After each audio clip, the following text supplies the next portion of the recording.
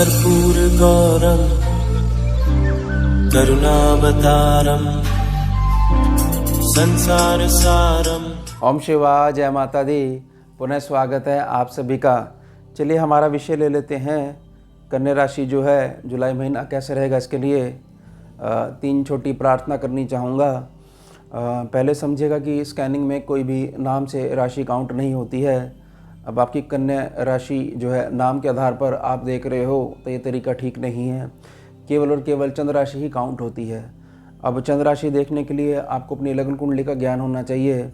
आपकी लगन कुंडली में चंद्रमा जहाँ बैठे हुए हैं, अगर वहाँ पर केवल और केवल 6 अंक लिखा हुआ है, 6 नंबर लिखा हुआ है, तो ही आप कन्या राशि के जातक हो।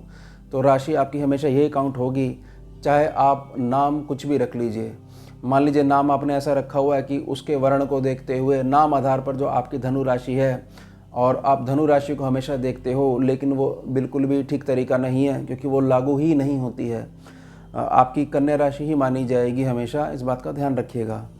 दूसरी बात है कि अगर आपको ये क्लियर हो गया है कि हाँ मेरी चंद्र राशि जो है वह कन्या है, तो उस आधार पे जो विवेचना करी जा रही है, जो फल बताया जा रहा है, तो उसमें यह देखिएगा कि कन्या राशि के जितने इस पृथ्वी पर जातक हैं वह फल उन सभी में समान रूप से बंट जाएगा। अब आपके हिस्से में कितनी ज़्यादा पॉजिटिविटी आती है या जो सावधानी बताई जा रही है उसका कितना ध्यान रखना है, वह तो जब तक आपकी निजी लगन कुंडली को रीड नहीं करा जाएगा, नहीं समझा जाएगा, तो कुछ भी स्पष्टता से नहीं कहा जा सकता है। ध्यान रखिएगा इस बात का। अगर आपका घर बहुत ज़्यादा मजबूत है तो गोचर इस प्रकार का चल रहा है कि बहुत ज़्यादा नेगेटिविटी जो है आप झेल सकते हो, तो बिल्कुल भी प्रभाव नहीं पड़ेगा, ज़ीरो प्रभाव पड़ेगा। तो यहाँ पर पहले आपका घर समझने की ज़्यादा आवश्यकता है। यह तो एक जनरल मास पे गणना करी जा रही है, कुछ समझने का प्रयास करा जा रहा है। तीसरी चीज़ ये है, चंद्र राशि पर आधारित फल होता है। चंद्र राशि यानी कि केवल और केवल यह मानसिक रूप से आपके ऊपर लागू होगी, यानी कि जो प्रभाव हैं ये मानसिकता के ऊपर प्रभाव डालेंगे। अगर आप रिएक्ट करते हो तो ही फल आप भोग पाओगे, नहीं तो ये केवल मानसिकता को ही प्रभावित करेंगे। जो व्यक्ति का चंद्रमा बहुत ज़्यादा मजबूत है और यह समझिएगा कि नेगेटिविटी जो है उससे वह एक प्रकार से डील करना जानता है, तो गोचर का बहुत ज़्यादा नेगेटिव प्रभाव उसके ऊपर नहीं पड़ेगा। मन में कोई बात आएगी, वो रिएक्ट नहीं करेगा, वो चली जाएगी, क्योंकि मन जो है चलायमान बना रहता है। तो मैं हमेशा यही प्रार्थना करता हूँ, क्योंकि बहुत सारे जातकों को क्लियर ही नहीं है, केवल नाम उनका यह है और वो धारणा बना के बैठे हुए हैं, और धारणा जो है वो संकल्प बन गई कि हमारा कुछ नहीं होगा, जबकि एक्चुअल में उनको कुछ पता ही नहीं है। तो प्रार्थना रहेगी कि आपको अपनी लगन कुंडली ज़रूर क्लियर होनी चाहिए। अगर आप किसी भी जो है विद्वान हैं, जो भी ज्योतिष के विद्वान हैं या कोई भी अन्य जन है, उनके मार्गदर्शन में जो है आप जुड़े रहते हो, जो मासिक राशिफल है या गोचरी आधार पर जो भी गणना है, तो आपको अपनी लगन कुंडली क्लियर होनी चाहिए, प्रार्थना रहेगी। अब कन्या राशि जो जुलाई महीने में है, तो इनके लिए जो मूल निकल के आएगा वह मूल निकल के आएगा कि ये जो महीना है यहाँ पर देवगुरु बृहस्पति के आशीर्वाद से आपको भाग्य का बल प्राप्त होगा। लेकिन पहले जो कुंडली समझ लेते हैं। अब यहाँ पर जो लगन है आपका, जहाँ 6 नंबर लिखा हुआ है, यहाँ पर केतु बैठे हुए हैं। केतु का प्रभाव अगर आपके ऊपर पड़ेगा, अगर पड़ रहा है, तो यह देखिएगा कि छोटी छोटी बातों पे बहुत तेज़ी से आपको गुस्सा आएगा। एक प्रकार की ऊर्जा अंदर अटकी हुई है, फ्रस्ट्रेशन निकला करेगी। और यह मूल आप देखोगे कि बहुत तेज़ी से सामने वाले का अगर जवाब नहीं आता है तो बहुत तेज़ी से नेगेटिव विचार आपको घेर लेंगे। जैसे कि उदाहरण समझिए कि किसी व्यक्ति ने यह बोला कि हाँ मुझे आपकी पेमेंट देनी है, आप ऐसा करिएगा, कल सुबह मुझे फ़ोन कर लीजिएगा। तो आपने फ़ोन करा और यहाँ केतु का प्रभाव अगर पड़ रहा है लगन में जो बैठे हुए हैं, तो वह व्यक्ति उस समय कहीं व्यस्त था और उसने आपका फ़ोन काट दिया, तो तुरंत नेगेटिव विचार ये आएगा कि देखिए वो तो मेरे पैसे नहीं देना चाहता है, और आपने बहुत जल्दबाजी में उसको 2 से 3 जो है मैसेज कर डाले, और फिर उसका फ़ोन आता है, जी मैं कहीं व्यस्त हो गया था, मैं क्षमा चाहता हूँ, और ये मैंने आपके पैसे ट्रांसफ़र कर दिए और आगे से मैं थोड़ा सा ध्यान रखूँगा। फिर आपको अफसोस होगा कि देखिए कितनी जल्दबाजी हो रही है। अगर ऐसा हो रहा है तो यहाँ पर केतु डिस्टर्ब कर रहा है, ध्यान रखिएगा इस बात का।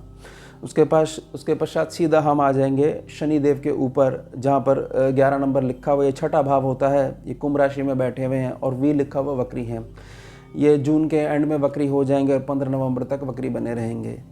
यानी कि यहाँ पर आप ये कह सकते हो कि जो आपकी दिनचर्या है उसमें बहुत ज़्यादा जब से वक्री हो जाएंगे, ढीलापन आपके स्वास्थ्य में आ जाएगा, मतलब जो डेली एक्टिविटीज़ हैं वो थोड़ी सी स्लो हो जाएंगी। अगर आप किसी प्रकार की वर्जिश करते हो, व्यायाम करते हो, उसमें या तो बहुत ज़्यादा तेज़ी आ जाएगी या बहुत ज़्यादा तेज़ी पहले से थी, तो उसके उलट प्रभाव देखने को मिलेंगे। तो इसमें प्रार्थना यह रहेगी कि ध्यान रखिएगा कि जो नियम जो बहुत ज़्यादा ज़रूरी है, जिनसे स्वास्थ्य जो है बनता है आपका, तो उन पे तो आपने चलते ही रहना है।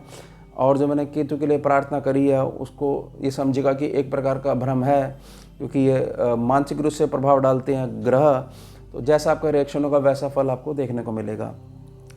अब जो राहु यहाँ पर बैठे हुए हैं 12 नंबर में मीन राशि में, तो यहाँ पर यह समझिएगा कि अगर मैं गृहस्थी सुख की बात करूँ या मैं ऐसी आशा रखूँ कि मुझे जो मासिक आय आनी है वह बहुत तेज़ी से मेरे पास आएगी, तो थोड़ा सा यहाँ यह समझना पड़ेगा कि आपकी निजी कुंडली क्या कहती है। अगर निजी कुंडली बहुत ज़्यादा स्ट्रांग है तो यहाँ पर राहु के ऊपर बात करने का कोई भी अर्थ नहीं निकलता है। लेकिन फिर भी यहाँ पर ऐसे समझिएगा कि राहु सकारात्मक अगर बैठे हुए हैं, आपके घर में जो राहु का पॉइंट है वह भी बहुत ज़्यादा पॉजिटिव आपने करके रखा हुआ है वास्तु स्कैनिंग के हिसाब से, और मूल जो राहु की जो आदतें हैं जिससे कि पॉजिटिव राहु का बल मिलता है, तो आपकी जो पेमेंट्स हैं, जो मासिक आय है, वह बहुत उत्तम बनी रहेगी। ध्यान रखिएगा इस बात का। हाँ, जो यहाँ पर गृहस्थी सुख है, गृहस्थी सुख को आप ऐसे मानिएगा कि काम की व्यस्तता के चलते आप अपने परिवार के सदस्यों को थोड़ा समय नहीं दे पाओगे। यहाँ कुछ भी नेगेटिव ऐसा नहीं है कि बहुत ज़्यादा लड़ाई झगड़े होंगे, ऐसा कुछ नहीं है। वो तो पूर्णतः आपके रिएक्शन पे डिपेंड करता है, क्योंकि ये मात्र एक चंद्र राशि की गणना है। आगे जब हम बढ़ेंगे तो यहाँ पर मंगल बैठे हुए हैं, मंगल अष्टम भाव में बैठे हुए हैं, तो यहाँ पर यह जो प्रभाव डालेंगे वह प्रभाव जो है स्वास्थ्य में डाल सकते हैं, या छोटी मोटी जो है घाव हो सकता है, चोट लग सकती है। लेकिन यह जो प्रभाव है यह भी लगभग आधे महीने तक रहेगा, क्योंकि जैसे ही 12 जुलाई की डेट निकल जाएगी तो 12 जुलाई के बाद से मंगल जो है नवम भाव में देवगुरु बृहस्पति के साथ जाकर बैठ जाएंगे। यहाँ पर वृष राशि है, शुक्रदेव की राशि है यहाँ पर, और जैसे ही 12 जुलाई का जो समय निकलेगा तो यहाँ पर बहुत तेज़ी से आपके जीवन में नियम बनने शुरू हो जाएंगे, धर्म के प्रति आपकी आस्था बननी शुरू हो जाएगी। हो सकता है कुछ जनों के साथ ऐसा हो, उनको ऐसा लगे कि हमें थोड़ा सा पूजा पाठ भी करनी चाहिए और हमारे को इतनी ज़्यादा टेंशन नहीं लेनी चाहिए, जो कुछ होना है वह समय पे ही होना है, सही तरीके से ही होना है। हमें तो ये देखना चाहिए कि हम क्या कर रहे हैं, क्यों हम व्यर्थ का गुस्सा करते हैं, क्योंकि यहाँ पर जो मंगल की जो नेगेटिव एनर्जी है अगर वह बन रही है तो देवगुरु बृहस्पति उसको बहुत ज़्यादा एब्जॉर्ब कर लेंगे, और जीवन में थोड़ा सा आपके पूजा पाठ अध्यात्म थोड़ा सा आने लग जाएगा। और जैसे ही यहाँ आएगा तो नवम भाव के जो देवगुरु बृहस्पति हैं उनको स्वतः ही बल प्राप्त होने लग जाएगा, और सीधा प्रभाव के तीसरे भाव पे पड़ेगा। तीसरा भाव की मेहनत का है, यानी अब गुरु आशीष से जो मेहनत करते आ रहे थे उसका रिजल्ट आपको मिलना शुरू हो जाएगा। अब इसमें आगे बढ़ते हैं। जो दशम स्थान है यहाँ पर 3 नंबर लिखा हुआ है, बुध देव का घर है, यहाँ पर सूर्य और शुक्र बैठे हुए हैं। जब तक ये दोनों ग्रह एक साथ बैठे रहेंगे तब तक जो सप्तम भाव में जो राहु देव है उनका जो फल है थोड़ा सा मिश्रित बना रहेगा। तो फल मिश्रित इस आधार पे बना रहेगा कि यहाँ पर जो पेमेंट हैं, जो रेगुलर पेमेंट्स आनी हैं आपको, उनमें बहुत तेज़ी भी देखने को मिलेगी, और ऐसा भी देखने को मिलेगा कि आजकल हो रही है और पेमेंट नहीं आ रही है, और आई है तो एकदम से 2 महीने की इकट्ठी आ गई है। तो लेकिन प्रार्थना करेगी जब तक ये दोनों ग्रह एक साथ बैठे रहेंगे तब तक ये प्रभाव बना रहेगा। लेकिन जैसे 7 जुलाई आ जाएगी, 7 जुलाई से जो यहाँ पर शुक्रदेव बैठे हुए हैं ये एकादश भाव में जो है मूव कर जाएंगे और बुधदेव के साथ जाके बैठ जाएंगे, लेकिन केवल 19 जुलाई तक, क्योंकि 19 जुलाई के बाद से बुधदेव भी आगे मूव करेंगे। तो जैसे ही यहाँ पर सूर्यदेव अकेले हो जाएंगे तो ऐसा समझिएगा कि पीछे वाले जो भाव है और जो आगे वाला भाव है वहाँ पर सूर्य का प्रकाश जो है प्रभाव डालेगा। यानी कि सूर्यदेव की जो लाइट है उससे एक घर पीछे और एक घर आगे भी प्रभाव पड़ेगा। तो यहाँ पर यह कह सकते हैं कि थोड़ा सा जैसे यहाँ से शुक्र हट जाएंगे, थोड़ा सा कर्म क्षेत्र पे थोड़ी सी डिस्टर्बेंस आ सकती है, लेकिन थोड़े समय के लिए आएगी, क्योंकि ये बुधदेव का घर है। जो बुधदेव का घर होता है वहाँ पर जो भी एनर्जी जो होती है, नेगेटिव एनर्जी होती है, वो ऑटोमेटिकली एब्जॉर्ब हो जाती है। इसके पश्चात जैसी 16 जुलाई आ जाएगी तो 16 जुलाई से सूर्य भी जो है आगे मूव कर जाएंगे कर्क राशि में, और अब यहाँ पर 3 ग्रह एक साथ बैठ जाएंगे। लेकिन यह जो भाव है यह चंद्रमा का भाव है, क्योंकि कर्क राशि है यहाँ पर। अब कर्क राशि है तो उसके प्रभाव से ये समझिएगा कि सूर्य की जो एक्स्ट्रा एनर्जी है, जो बहुत ज़्यादा ताप है, उसको बल नहीं मिलेगा, क्योंकि भाव जो है एक प्रकार से कर्क राशि का है। और जब पुनः सूर्य और शुक्र इकट्ठे हो जाएंगे और अब जो है बुध आ गए हैं, तो बुध जो है जो परमानेंट जो इनकी लड़ाई से जो फ़र्क आपकी इनकम पे पड़ता है, जो आपको मासिक आय जो उत्पन्न होती है, और जो आपके बिज़नेस में जो रिलेशंस हैं, जो फ्रेंड सर्कल है आपका, उसमें जो पड़ता है, उसको टोटली जो है कंज्यूम कर देंगे उस नेगेटिविटी को। और उसके पश्चात फिर इस पूरे महीने आपको ये प्रभाव देखने को नहीं मिलेगा, केवल पॉजिटिविटी देखने को मिलेगी, क्योंकि पीछे से बल जो है देवगुरु बृहस्पति का भी आ रहा है, और सूर्यदेव का जो प्रकाश है वो जितने दिन तक इन्होंने प्राप्त करा तो इन्होंने भी अपनी ऑटोमेटिकली रिकवरी जो है कर ली है। अब 19 जुलाई से जो बुध हैं वह भी सिंह राशि में प्रवेश कर जाएंगे। अब जैसे सिंह राशि में प्रवेश कर जाएंगे तो पूरे महीने यहाँ पर बने रहेंगे, लेकिन बुध जो है सिंह राशि जो पड़ रही है वो द्वादश भाव में पड़ रही है। देखिए, द्वादश भाव ऐसा हो गया कि कोई भी जो ग्रह है वह अगर नहीं भी चाहेगा तो भी विवश रहेगा अपने फल देने को। अब बुध जो है वह आपको विवश करेगा आपके सोचने समझने के तरीके में, क्योंकि बुध यहाँ पर अकेले बैठ गए हैं। तो एक प्रकार से यहाँ पर ये कहना सही होगा कि अगर जो है उत्तम नियम आप पितरों और पूर्वजों के करते आए हो, तो अब जो है पितरों पूर्वजों से बहुत तेज़ी से आपको ऊर्जा प्राप्त होगी, आशीर्वाद प्राप्त होगा। और पीछे से नवम भाव से गुरु और मंगल की जो जोड़ी है यह भी बल लगा रही है, यानी अब जो है गुरु आशीर्वाद से आपका भाग्य भी चमकेगा, और गुरु आशीर्वाद से जो मेहनत करते आ रहे हो वह भी आपको बल प्रदान करेगी। और जो सामने जो शनि आ गए हैं बुध के, जो शनि थोड़े बहुत भी नेगेटिव हो गए थे, वह भी बुध जो है वहाँ से दृष्टि डालेंगे, सप्तम दृष्टि डालेंगे और उसकी नेगेटिव एनर्जी को एब्जॉर्व कर लेंगे। तो कुल मिला के ये कहा जा सकता है कि 1 से लेकर जो 12 तारीख है तब तक तो थोड़ा संघर्ष आप देख सकते हो, इस आधार पर कि यह स्थितियाँ आपकी निजी कुंडली में भी कमज़ोर बनी हुई हैं।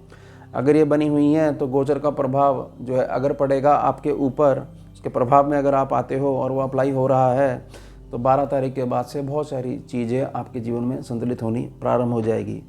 एक निजी प्रार्थना रहेगी कि द्वि स्वभाव जो आपका बना रहता है इसको छोड़ दीजिए, और केतु देव के लिए जो प्रार्थना करी गई थी, यह प्लैनेट जो है भ्रम पैदा कर रहा है, बहुत तेज़ी से रिएक्शन मत दीजिए।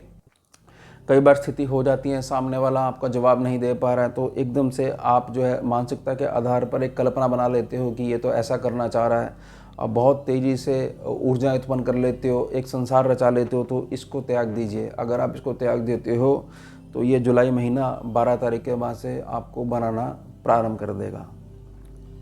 तो ये थी हमारी कन्या राशि जुलाई माह के लिए। अब मिलते हैं आपसे अगले भाग में नए विषय के साथ। जुड़िए और जोड़िए। ओम शिवा, जय माता। भुजगेन्द्रहारं कर्पूरगौरं करुणावतारं